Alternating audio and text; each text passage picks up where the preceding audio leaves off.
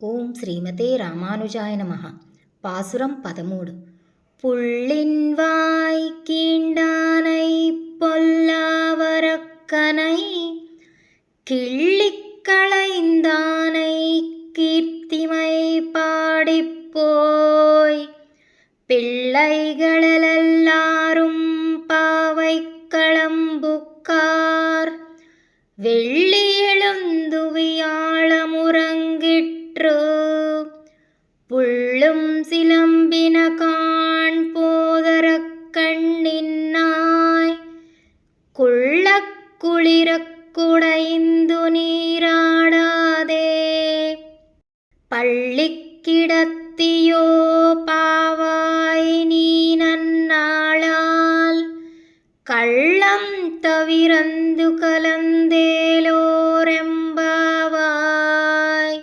புள்ளின்வாய் கீண்டானை பொல்லாவரக்கனை கிள்ளிக் களைந்தானை கீர்த்திமை பாடிப்போய் பிள்ளைகளெல்லாரும் பாவைக் களம்புக்கார் வெள்ளி எழுந்துவியாழமுறங்கிற்று புள்ளும் சிலம்பின காண் போதரக் கண்ணின்னாய் குள்ளக் குளிரக் குடைந்து நீராடாதே பள்ளிக்கிடத்தியோ பாவாய் நீ நன்னாளால் கள்ளம் தவிரந்து கலந்தேலோரெம்பாவாய்.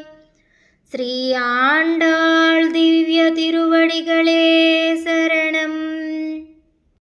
భావము: కంసునిచే పంపబడిన బకాసురుని నోటిని చీల్చిన శ్రీకృష్ణుని యొక్కయు దుష్టుడైన రావణుని 10 తలలను గిల్లి పారవైచిన శ్రీరాముని యొక్కయు కళ్యాణ గుణ సంకీర్తనము చేస్తూ శ్రీకృష్ణుని సంశ్లేషణమును అనుభవింపగోరు గోపికలందరూ సంకేత స్థలమునకెప్పుడో చేరిపోయిరి.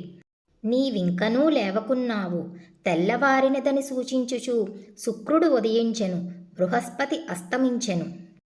ఇవిగో పక్షులన్నీయూ తమ ఆహారాన్వేషణ నిమిత్తం అరుచుకుంటూ ఆకాశంలోకి ఎగిరిపోతున్నాయి అని గోపికలు చెప్పగా నిద్రిస్తున్న గోపిక తన కనులు తెరిచి చూచింది. ఆమె నేత్ర సౌందర్యానికి ముగ్ధులై వికసించిన తామర పువ్వులందు వ్రాలిన తుమ్మెద వంటి కన్నులు గలదానా, ఇకనైనను లేచి రావమ్మా. నీ నేత్ర సౌందర్యానికి ముగ్ధుడై శ్రీకృష్ణస్వామి తానే నీ వద్దకు వచ్చునని భ్రమించకు. శ్రీకృష్ణ విరహతాపమును తీర్చుకొనుటకు ఈ చల్లని నీటిలో అందరితో కలిసి స్నానమాడగా రావమ్మా. ఇంకను పరుండరాదు. మనము నోచే ఈ వ్రతమునకు ఇది శుభ సమయము, మంచి కాలము.